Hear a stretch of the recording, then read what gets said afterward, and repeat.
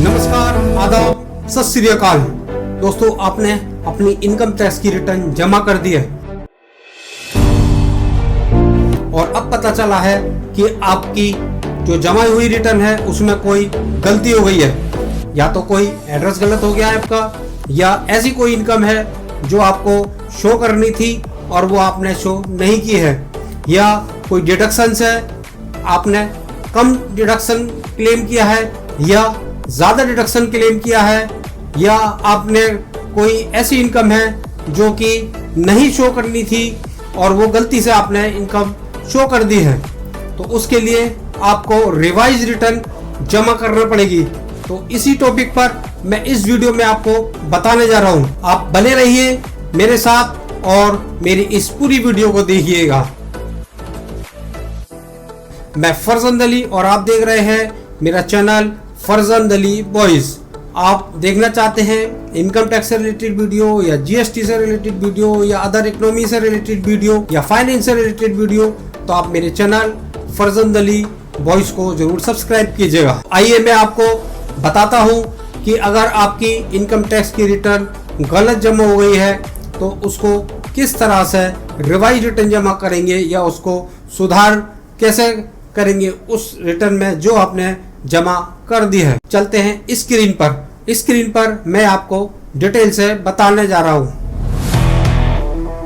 देखिए, मैं आ गया हूँ स्क्रीन पर और अब आपको बताऊंगा कि आप इनकम टैक्स की रिवाइज रिटर्न कैसे जमा कर सकते हैं। मैं आपको सबसे पहले ये बताऊं कि इनकम टैक्स की रिटर्न अगर जमा हुई है और उसमें कोई गलती हो गई है, जैसे एड्रेस वगैरह गलत हो गया है, या इनकम वगैरह गलत हो गई है, या कुछ और गलती हो गई है, तो उसको सही करने का एक ही तरीका है, वो है रिवाइज रिटर्न जमा करना। रिटर्न में किसी भी तरह की एडिट नहीं हो सकता, ना ही करेक्शन हो सकता, कुछ भी नहीं हो सकता उसमें। सिर्फ आप रिवाइज रिटर्न जमा करने के बाद ही उसको सही कर सकते हैं। अगर ओरिजिनल रिटर्न आपने जमा की है तो आपको पता होगी इसकी वेबसाइट का नाम, और अगर आपने जमा नहीं की तो मैं आपको बता दूं इसकी वेबसाइट का नाम है incometax.gov.in। अब देखिए, हम इनकम टैक्स की वेबसाइट पर आ गए हैं। आपने अपनी इनकम टैक्स की रिटर्न किसी और से जमा करवाई है और उसमें गलती हो गई है, तो आप खुद भी उसको सही कर सकते हैं, यानी खुद रिवाइज रिटर्न जमा कर सकते हैं। आपको ऊपर की साइड में लॉगिन लिखा हुआ और रजिस्टर लिखा हुआ मिलेगा, तो आपको लॉगिन पे क्लिक करना है, क्योंकि आपकी रिवाइज रिटर्न जमा हो रही है तो रजिस्ट्रेशन पहले से ही हो रहा होगा। जब आप लॉगिन पे क्लिक कर देंगे तो आपको पेन नंबर देना है। पेन नंबर होता है उसका लॉगिन, और फिर पेन नंबर देने के बाद आपको कंटिन्यू पे क्लिक करना है, और कंटिन्यू पे क्लिक करने के बाद ये बॉक्स दिया हुआ है, यहाँ पर इसको एक्सेप्ट करना है और फिर पासवर्ड देना है। पासवर्ड देने के बाद आपको कंटिन्यू पे क्लिक करना है। तो कंटिन्यू पे क्लिक करने के बाद देखिए इस तरह से आपके लॉगिन हो जाएगा, और लॉगिन होने के बाद ये देखिए यहाँ पर आपको सामने लिखा हुआ दिख जाएगा इनकम टैक्स रिटर्न। लेकिन ये ऑप्शन आपको हमेशा नहीं मिलता, ये चेंज होता रहता है। कोई ये वाला ऑप्शन सामने दिखाई न दे तो उसके लिए आपको ई फाइल लिखा हुआ है ऊपर, यहाँ कर्सर रखना है। उसके बाद इनकम टैक्स रिटर्न पे कर्सर ले जाना है, फिर फाइल इनकम टैक्स रिटर्न लिखा हुआ है, यहाँ पर क्लिक कर देना है, तो यही ऑप्शन आ जाएगा। अगर आपको ये ऑप्शन दिखाई ना दे, उसके बाद यहाँ पर देखिए इनकम टैक्स रिटर्न लिखा हुआ है, उसके नीचे लिखा हुआ है सिलेक्ट असेसमेंट ईयर, तो आपको असेसमेंट ईयर सिलेक्ट करना है, और असेसमेंट ईयर है हमारा 2025-26। और फिर सिलेक्ट मोड ऑफ फाइलिंग में हमें ऑनलाइन सिलेक्ट करना है, क्योंकि हम ऑनलाइन जमा कर रहे हैं। और फिर हमें इसके बाद कंटिन्यू लिखा हुआ है, उस पर हम क्लिक कर देंगे। फिर यहाँ पर स्टार्ट न्यू फाइलिंग पे क्लिक करना है। आप please select the status applicable to you, proceed further, तो यहाँ पर इंडिविजुअल को करके कंटिन्यू पे क्लिक करना है। अब देखिए यहाँ पर you need to choose a ITR form, आपको कौन सी आईटीआर जमा करना है, तो हमें आईटीआर जो भी जमा करनी है वो यहाँ पर सिलेक्ट करना है। एक अगर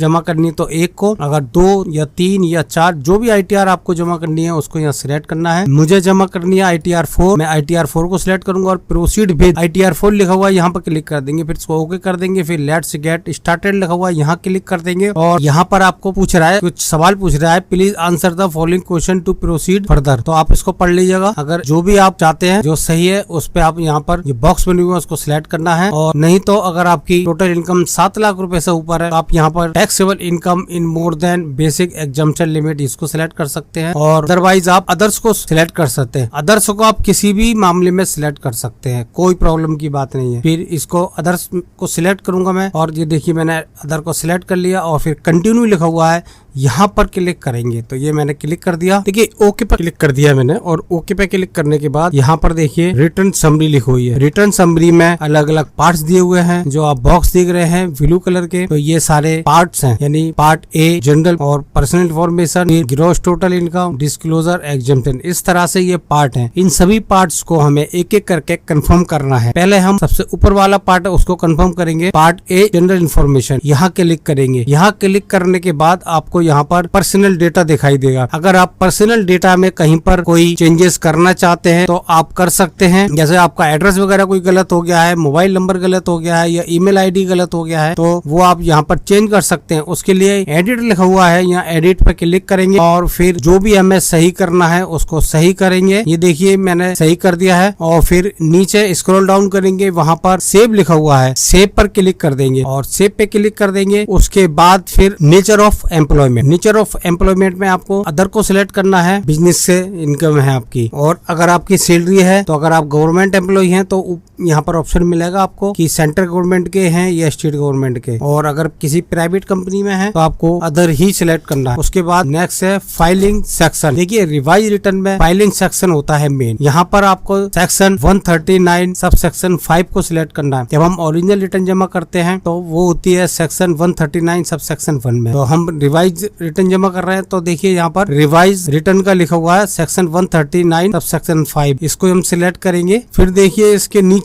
देखेंगे inter receipt number of original return, तो यहाँ पर ऑटोमेटिक ओरिजिनल जो रिटर्न है आपके उसका नंबर आ जाएगा और डेट आ जाएगी। और यहाँ पर कभी कभी ओरिजिनल रिटर्न का नंबर शो नहीं का होता है, यहाँ पर आपको ओरिजिनल रिटर्न का नंबर फिल करना है और फिर डेट ऑफ फाइलिंग यहाँ पर डालनी है। उसके बाद फिर नीचे स्क्रॉल डाउन करेंगे। फिर देखिए ये बहुत इंपॉर्टेंट चीज है, इसमें यह है कि आप न्यू रिजिम में जाना चाहते हैं या ओल्ड रिजिम में जाना चाहते हैं। अगर आप न्यू रिजिम में जाना चाहते हैं तो नो पे सिलेक्ट करना है, और अगर आप ओल्ड रिजिम में जाना चाहते हैं तो आपको यस सिलेक्ट करना है। तो उसके बाद फिर नेक्स्ट है do you wish to opt out of new regime, तो इसको भी हम नो पे ही सिलेक्ट करेंगे। और फिर इसके बाद फिर स्क्रॉल डाउन करेंगे, लास्ट में यहाँ पर बैंक डिटेल है, तो बैंक डिटेल आपकी पहले से ही वैलिडेट होगी क्योंकि आप रिवाइज रिटर्न जमा कर रहे हैं। और अगर आप ओरिजिनल रिटर्न जमा कर रहे हैं तो आपको यहाँ पर बैंक की डिटेल को ऐड करना होता है और उसको वैलिडेट करना होता है। उसके बाद फिर हम कंफर्म करेंगे इसको। ये मैंने कंफर्म पे क्लिक कर दिया, तो देखिए ये मेरा पर्सनल इंफॉर्मेशन का जो पार्ट है ये पूरा हो गया और कंफर्म हो गया। अब देखिए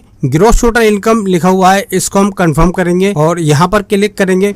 आप देखिए यहाँ पर आपकी इनकम के सोर्सेज दिए होते हैं, जैसे इनकम फ्रॉम बिजनेस और profession, income from salary, income from house property और इनकम फ्रॉम अदर सोर्सेज होता है, और कैपिटल गेन का भी दिया हुआ होता है। ये आपको एक एक करके यहाँ पर इसका डेटा देना है। तो मेरे केस में देखिए मेरी इनकम फ्रॉम बिजनेस है और इनकम फ्रॉम हाउस प्रॉपर्टी है और इनकम फ्रॉम अदर सोर्सेज है। तो मैं पहले इनकम फ्रॉम बिजनेस और प्रोफेशन को फिल करूंगा। इनकम फ्रॉम बिजनेस और प्रोफेशन, इसमें क्लिक करने के बाद यहाँ पर ऑप्शन आया है presumptive income from business under section 44 AD, 44 ADA और 44 AE। तो आपका जो भी बिजनेस है तो उसके हिसाब से आपको 44 AD में जैसे रिटर्न जमा करनी है, तो शो डिटेल लिखा हुआ है, यहाँ पर क्लिक करेंगे और उसके बाद फिर आपको सिलेक्ट करना है अपने बिजनेस का कोड। तो उसके लिए यहाँ पर देखिए ऐड अनदर लिखा हुआ होता है, यहाँ पर आपको क्लिक करना है और उसमें आपको बिजनेस कोड को सिलेक्ट करना होता है कि आपका बिजनेस कोड क्या है। अगर इस लिस्ट में आपके बिजनेस का कोड नहीं है तो आप अदर को सिलेक्ट कर सकते हैं, जैसे कि मैंने किया है। और नेम ऑफ बिजनेस में आप अपने फर्म का नाम डालेंगे, और अगर आपका फर्म का कोई नाम नहीं है तो जिसकी रिटर्न जमा हो रही है उसका नाम यहाँ पर डाल देंगे। फिर आगे बढ़ेंगे। देखिए ये दिया हुआ है टर्नओवर, तो आपको यहाँ पर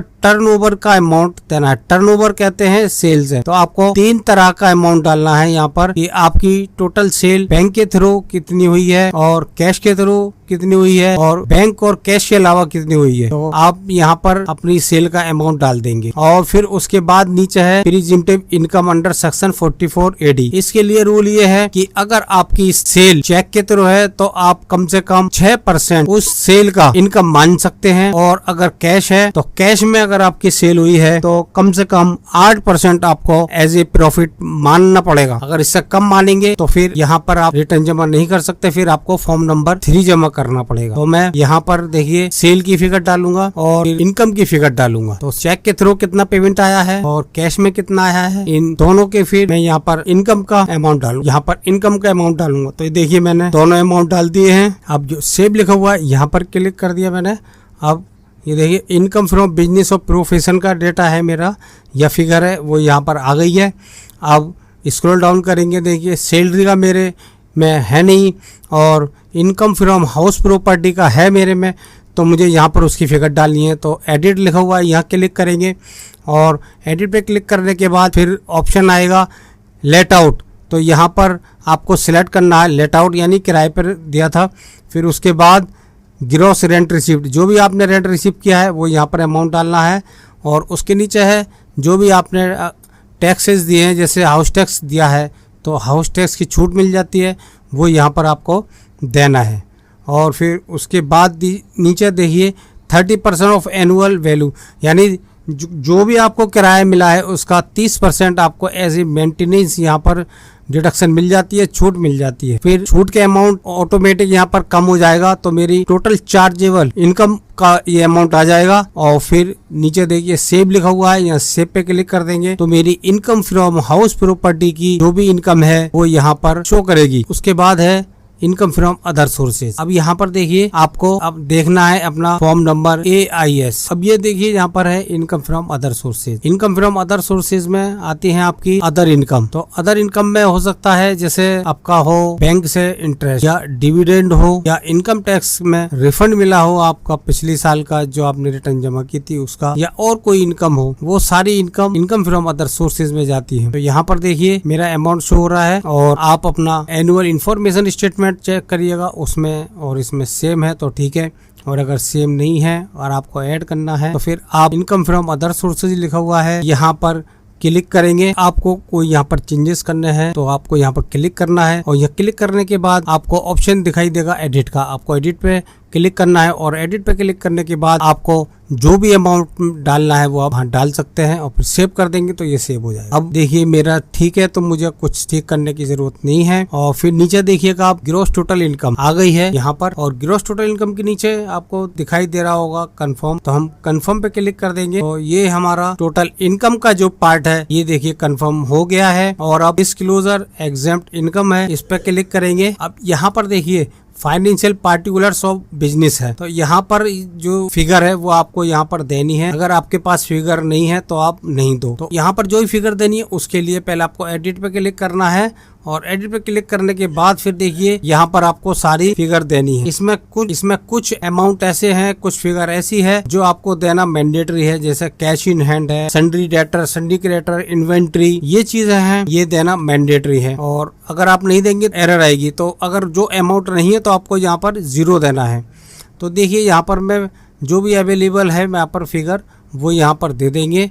और एक बात का ध्यान रखना है, नीचे आपके टोटल एसेट्स है और ऊपर देखिए यहाँ पर टोटल कैपिटल एंड लायबिलिटी है, इन दोनों का अमाउंट सेम होना चाहिए। तो देखिए यहाँ पर टोटल एसेट्स का जितना अमाउंट है वही हम कैपिटल वाले जो कॉलम है खाना है उसमें दे देंगे, तो हमारा टोटल सही हो जाएगा। ये हमारा टोटल एसेट्स और टोटल लायबिलिटी का जो अमाउंट है ये सेम हो जाएगा। और ये देखिए मैंने फिल कर दिया और फिल करने के बाद यहाँ सेव लिखा हुआ है, यहाँ क्लिक कर देंगे तो देखिए ये मेरा सेव हो गया। अब देखिए यहाँ कंफर्म लिखा हुआ है, यहाँ पर क्लिक कर देंगे तो देखिए हमारा ये पूरा हो गया। डिस्क्लोजर एग्जेम्प्ट इनकम का ये पार्ट है, ये मेरा कंफर्म हो गया। अब ये देखिए लॉन्ग टर्म कैपिटल गेन का रूल ये है, आपका total long term capital gain की प्रॉफिट 1,25,000 से कम है तो आप यहाँ पर दिखा सकते हैं फॉर्म नंबर 4 में। और अगर आपकी लॉन्ग टर्म कैपिटल गेन की प्रॉफिट 1,25,000 से ज्यादा है तो आपको फॉर्म नंबर 3 जमा करना पड़ेगा। उसका रीजन ये है कि 1,25,000 रुपए तक एग्जाम्प्ट है, उसमें कोई टैक्स नहीं है। अगर आपकी लॉन्ग टर्म कैपिटल गेन है तो आपको यहाँ पर टोटल सेल कंसिडरेशन के कॉलम में आपको टोटल जो सेल हुई है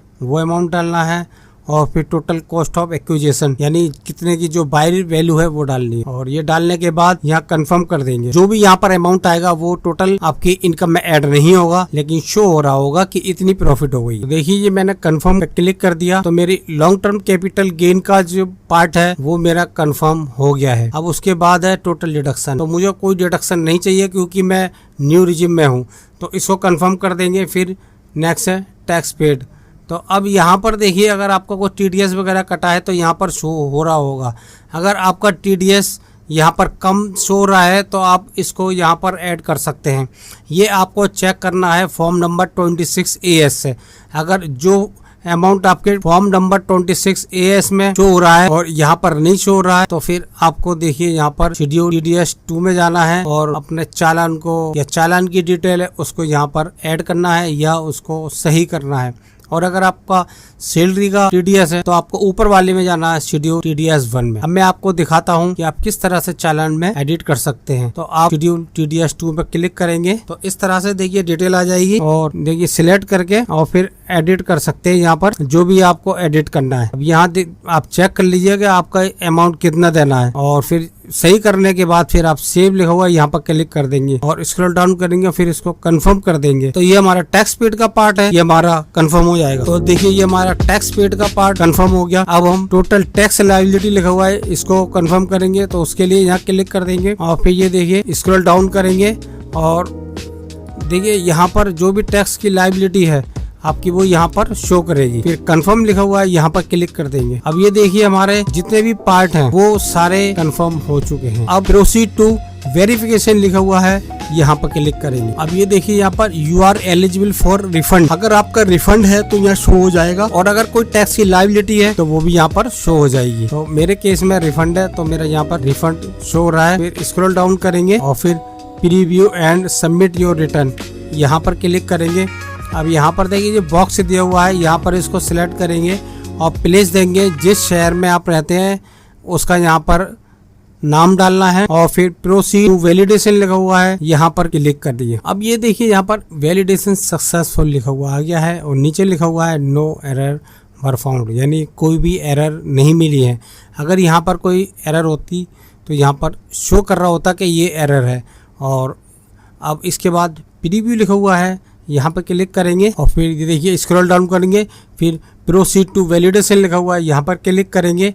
तो देखिए यहाँ पर लिखा हुआ आ गया अपलोड लेवल वैलिडेशन और इसके नीचे लिखा हुआ आ गया वैलिडेशन सक्सेसफुल और फिर इसमें देखिए प्रोसीड टू वेरिफिकेशन लिखा हुआ है यहाँ पर क्लिक करेंगे। अब देखिए अब यहाँ पर हमें सबमिट करनी है रिटर्न और सबमिट करने के बाद फिर इसका वेरिफिकेशन होगा, लेकिन यहाँ पर हाथ के हाथ भी वेरिफिकेशन हो सकता है। तो सबमिट करने की जरूरत नहीं है, डायरेक्ट आपका वेरिफिकेशन होकर के रिटर्न सबमिट हो जाएगी। तो यहाँ पर देखिए 3 ऑप्शन है, ई वेरिफिकेशन नाउ, ई वेरिफिकेशन लेटर और वेरिफिकेशन बाय ITRB। तो ये तीनों को मैं आपको बताता हूँ कि ये तो ई वेरिफिकेशन नाउ का मतलब ये है कि अभी हाथ के हाथ आपका वेरिफिकेशन हो जाएगा, सबमिट हो जाएगी।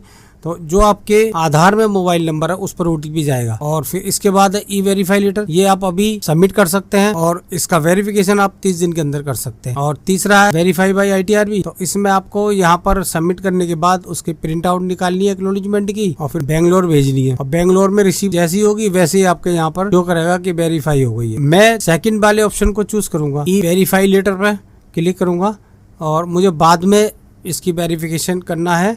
अभी मैं इसको सबमिट करता हूं पहले। अब ये देखिए मैंने ई वेरीफाई लेटर को जैसे सिलेक्ट किया वैसी पॉपअप आया और इसमें लिखा हुआ kindly verify the return with in 30 days of submission, यानी आपको 30 डेज के अंदर इसको सबमिट करने के बाद वेरीफाई करना होता है। कंटिन्यू पे क्लिक करेंगे और फिर उसके बाद कंफर्म सबमिशन ऑफ रिटर्न इसको सबमिट करेंगे। अब देखिए यहाँ पर लिखा हुआ है कि आपकी एक बार अगर रिटर्न जमा हो जाएगी फिर उसमें कोई भी चेंजेस नहीं हो सकते हैं। यहाँ पर जो सबमिट लिखा हुआ है यहाँ पर क्लिक करूंगा, ये यहाँ लिखा हुआ आ गया सबमिटेड सक्सेसफुली और फिर यहाँ पर प्रोसीड लिखा हुआ है यहाँ पर क्लिक करेंगे। अब ये देखिए यहाँ पर you have successfully submitted your return, यानी मेरी रिटर्न सबमिट हो गई है लेकिन अभी वेरिफिकेशन करना बाकी है। तो और इसके नीचे देखिए लिखा हुआ है you still need to e verify within 30 days to complete the process of return filing. तो मुझे 30 दिन के अंदर इसको वेरीफाई करना है। तो अब मुझे वेरीफाई करनी है। तो वेरीफाई करने के लिए क्या करेंगे, यहाँ पर ऊपर लेफ्ट साइड में देखिए ई फाइल लिखा हुआ है, यहाँ पर कर्सर को रखेंगे हम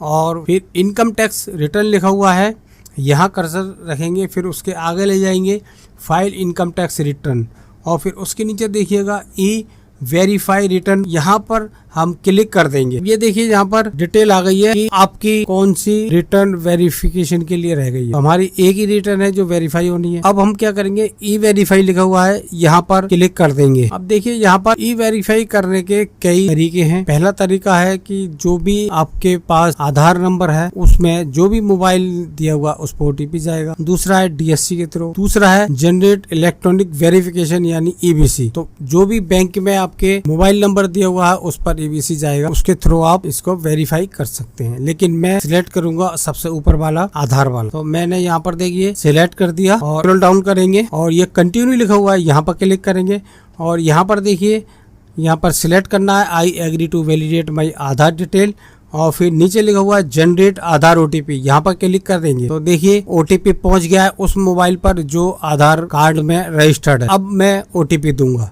तो देखिए मैंने यहाँ पर ओटीपी दे दिया और वैलिडेट लिखा हुआ है, यहाँ पर क्लिक कर दिया। अब ये देखिए मेरी रिटर्न वेरीफाई हो गई है, मेरा फाइनल सबमिशन हो गया है, मेरी इनकम टैक्स की पूरी फाइनल रिटर्न यानी जमा हो चुकी है। अब हमें एक्नॉलेजमेंट की कॉपी चाहिए और जो फॉर्म है उसकी कॉपी चाहिए। उसके लिए हम क्या करेंगे, डाउनलोड एक्नॉलेजमेंट लिखा हुआ है, यहाँ क्लिक करेंगे तो हमारी एक्नॉलेजमेंट की कॉपी डाउनलोड हो जाएगी। और फॉर्म चाहिए तो डाउनलोड रिटर्न लिखा हुआ है, यहाँ पर क्लिक कर। तो देखिए मैंने यहाँ पर डाउनलोड एक्नॉलेजमेंट पे क्लिक कर दिया और यहाँ पर मुझे पाथ देना है और फाइल नेम देना है और सेव पे क्लिक करना है।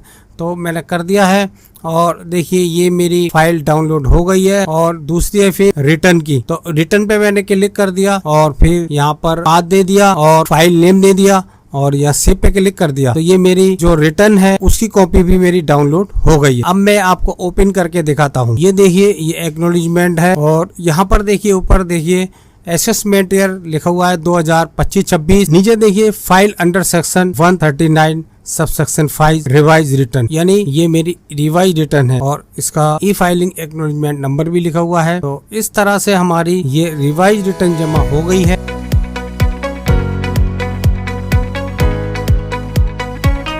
इस वीडियो में मैंने आपको डिटेल से बताया कि अगर आपने अपनी इनकम टैक्स की रिटर्न जमा कर दी है और उस रिटर्न में कोई गलती हो गई है तो उस गलती को कैसे सुधारा जाएगा, उसकी रिवाइज रिटर्न कैसे जमा होगी, आपने समझ लिया होगा। अब आप खुद अपनी इनकम टैक्स की रिटर्न सही कर सकते हैं बिना पैसे दिए हुए। मुझे उम्मीद है कि मेरा ये वीडियो आपको पसंद आया होगा। अगर मेरा ये वीडियो आपको पसंद आया हो तो मेरे इस वीडियो को ज़्यादा से ज़्यादा शेयर कीजिएगा, लाइक कीजिएगा और आपने अभी भी मेरे चैनल फरजंद अली वॉइस को सब्सक्राइब नहीं किया है तो प्लीज़ सब्सक्राइब कर लीजिएगा। ये वीडियो देखने के लिए आपका बहुत बहुत धन्यवाद।